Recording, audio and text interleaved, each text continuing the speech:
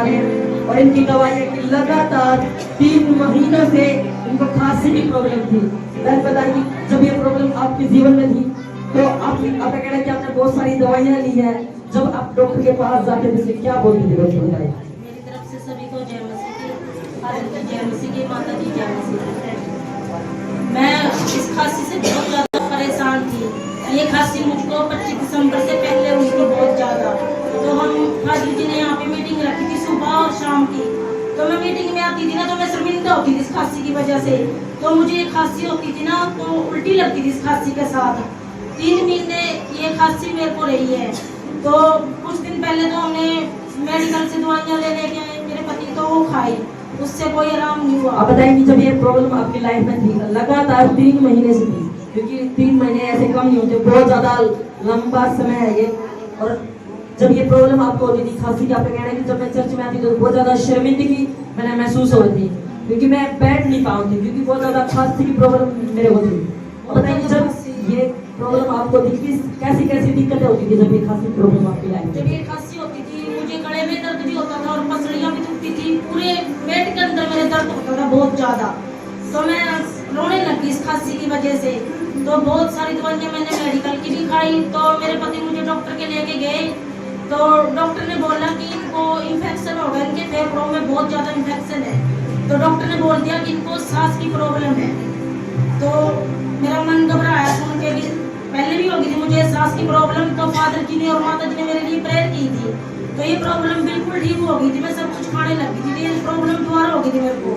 आपकी दवाई में लिखेंगे जब आप खाना बनाते थे किचन में तो जो धुआं उठता उससे भी आपको बहुत ज्यादा प्रॉब्लम होता है, कैसे होगा? जैसे छोटे बच्चे को रखते हैं ना सर्दी में बैठ के, तो मेरे पति ने ऐसे मुझको रखा है 2-3 महीने। तो ना तो मैं खाना बना सकती थी और डॉक्टर ने बोल दिया था कि पानी से और धुएं से दूर रखना है इसको। ये काम करती थी तो मैं दोबारा फिर पूरा दिन उल्टी करती थी मैं खास खास के। तो मेरी पसलियों में और छाती में बहुत दर्द होता था। डॉक्टर ने बोला कि आपको दूर रहना पड़ेगा धुएं से और पानी से कैसे? क्योंकि पानी में जाते ही मेरे उल्टियाँ लग जाती थी, पानी के साथ पता नहीं क्या हुआ मेरा। पानी में हाथ मारती थी, मैं बर्तन भी नहीं धो सकती थी, मैं हाथ भी धोती थी तो भी उल्टी लगती थी पानी में हाथ देते ही, पता नहीं क्या होगा था ऐसा। तो खांसी करती पूरी रात उल्टी लगती मेरे को। तो बच्चे भी परेशान हो गए थे, कह रहे मम्मी ये कौन सी खांसी है कि तू पूरा दिन खास खास के उल्टी करती है। तो मैं परेशान हो गई थी, बहुत रोती थी मैं इस खांसी की वजह से। जब भी आप पानी में या किचन में आप कुछ भी बनाते थे तो इन्फेक्शन तभी स्टार्ट हो जाता था। हाँ इन्फेक्शन हो और गया, उल्टी आपको आती थी, बहुत ज्यादा उल्टियाँ लगती थी। पूरी फैमिली परेशान हो चुकी थी। आपके बच्चे बोलते थे कि आपको ऐसी कैसी बीमारी है जो ठीक ही नहीं होती। पूरी रात खांसती थी मैं, पूरा दिन ये परेशान होते थे बेचारे, सो भी नहीं पाते थे ये। और ना ही मुझसे बहुत ज्यादा हालत खराब हो गई थी क्योंकि बहुत ज्यादा टाइम हो चुका था। 3 महीने रही है मेरे को ये खांसी। तो फिर हमने दूसरा डॉक्टर बदला, किसी ने बोला इनके पापा को कि एक डॉक्टर इतना अच्छा है कि उसके पास ले जाओ, भी खांसी नहीं रहा हमारी। तो बहुत दवाइयाँ खाई, तो दूसरे डॉक्टर के पास गए हम। तो उस डॉक्टर ने टेस्ट किए, मेरे 3 टेस्ट किए। तो उसने बोला कि उसने भी यही बोला कि फेफड़ों में इन्फेक्शन है और सांस की प्रॉब्लम हो गई है इनको। सांस लेने में मुझे बहुत दिक्कत होती थी, सांस मुझे भाप के साथ धोया जाता था मशीन के साथ।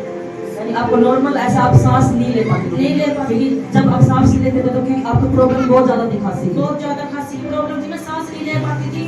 थोड़ी देर तो मैं ठीक रहती थी, जिस टाइम भाप दिलाते थे मेरे को, थोड़ी देर के बाद फिर हालत खराब हो जाती थी, 1-1.5 घंटे के बाद। आपका कहना है कि जब भी आप डॉक्टर के पास आपको लेके गए, आपने डॉक्टर बदला, क्योंकि उस डॉक्टर के पास आप जब गए तो कोई भी आपको आराम नहीं हुआ। आपका कहना है कि बहुत सारी मेडिसिन, बहुत सारी दवाइयाँ खाई हैं लेकिन कोई भी फर्क नहीं पड़ा। लेकिन जब मैंने डॉक्टर चेंज किया और डॉक्टर ने ऑक्सीजन मशीन मेरे को लगा दी, ऑक्सीजन तक मेरे को लग गई थी कि मैं अपने घर गई थी, मेरी मासी गुजर गई थी।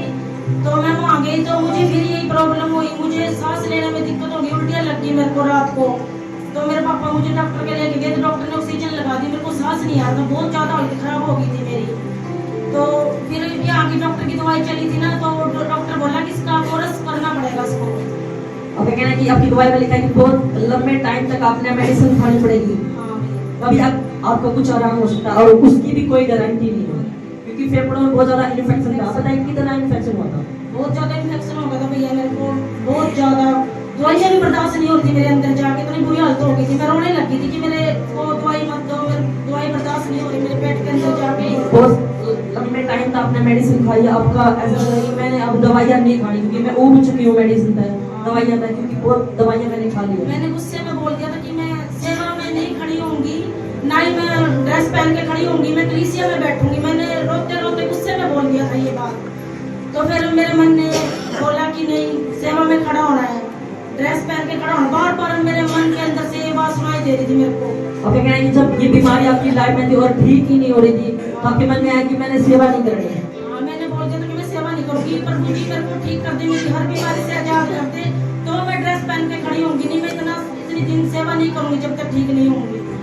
तो फिर मेरे मन में से आवाज आई कि तू खड़ी हो चर्च के अंदर जाके मेरे भवन में और ड्रेस पहन के खड़ी हो। तो मैं 1.5 महीने से सेवा नहीं कर रही थी, क्योंकि हमारे घर में मेरे ससुर की मौत हो गई थी कि मैं अपनी बीमारी से 3 महीने से परेशान थी मैं बहुत ज्यादा। तो मैं सेवकाई में नहीं थी, तो मेरा आने का भी मन नहीं कर रहा था चर्च के अंदर बीमारियों के कारण। मैं शर्मिंदा हो चुकी थी, मैं यहाँ भी उल्टियाँ करती थी, तो मुझे ये महसूस होता था कि मेरी मजाक तो नहीं लगा रहा देख देख के। तो मैं परेशान हो चुकी थी इस बीमारी से। बहुत ज्यादा शर्मिंदगी आपको महसूस होती थी, क्योंकि जब भी आप मीटिंग में आते थे, आप संडे चर्च आप अटेंड करते थे, एकदम उल्टियाँ आपको होती थी, क्योंकि ये प्रॉब्लम बहुत ज्यादा बिग लेवल की हो चुकी थी आपकी लाइफ में। ये डॉक्टर आपने चेंज करे, उसमें भी कोई फर्क नहीं पड़ा, ऑक्सीजन आपको लगी, उससे भी कोई आराम नहीं हुआ। और मन में ऐसा ही आता था कि मैं सेवा नहीं करनी, क्योंकि मैं आराम से मुझे हो नहीं रहा, और जब तक आराम नहीं होता तो मैं सेवा नहीं करूँगी। मैंने बोला था कि मैं ठीक होंगी तो आपके भवन में खड़ी होंगी, नहीं मैं नहीं जाऊंगी भवन के अंदर। तो फिर मेरे मन से ये आवाज आई, तो मैंने 2 हफ्ते पहले ड्रेस के अंदर मैं ऐसे लगा कि कोई मेरे को ऐसे कह रहा कि ड्रेस पहन के सेवा कर। तो मैं ड्रेस पहन के आई 2 हफ्ते पहला, तो मेरी सारी बीमारी चले गई। कोई मैं फेफड़ों की दवाई नहीं खा रही, मेरा इलाज मैंने बीच में ही छोड़ दिया। मैंने प्रभु पे विश्वास किया और मैं ड्रेस पहन के खड़ी हुई, मेरी उसी दिन से सारी बीमारी चली गई और मैं बिल्कुल आजाद हूँ उस दिन से। तारीफ करिए परमेश्वर की।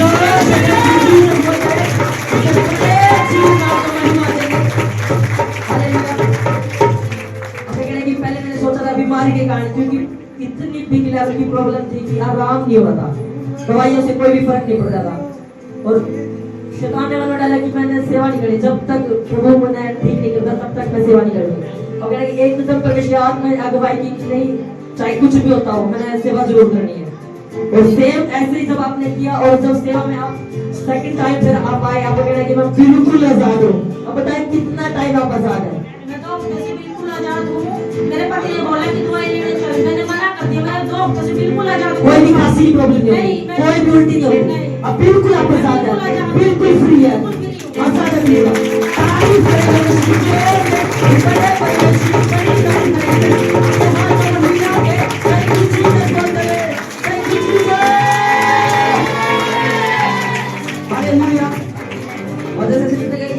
परमेश्वर इमोशनल नहीं है, खुदा का आत्मा स्पिरिचुअल, वो आत्मा है।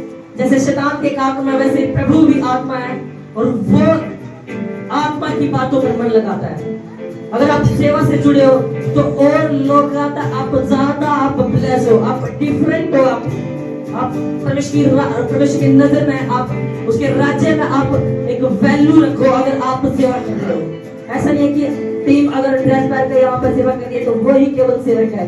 अगर आप बैठे तो ये भी आपकी सेवा। आप एवरी संडे आप परमेश्वर के राज्य में आप पहुंच रहे हो, आप खुदा के राज्य में अपना बेस्ट आप दे रहे हो, वह भी सेवा है। और सेवक लोग डबल आदर के योग्य हैं।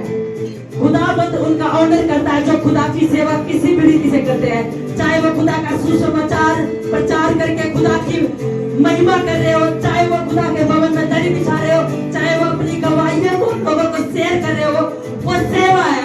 अगर आप सेवा से जुड़े वैसे सिस्टर की तरह आप भी आजाद होंगे। आपकी प्रॉब्लम बिल्कुल छोटी है खुदा के आगे। अगर आप सेवक हैं तो आप ब्लेस होगे और आपकी ब्लेसिंग सेम नहीं होगी। यीशु मसीह के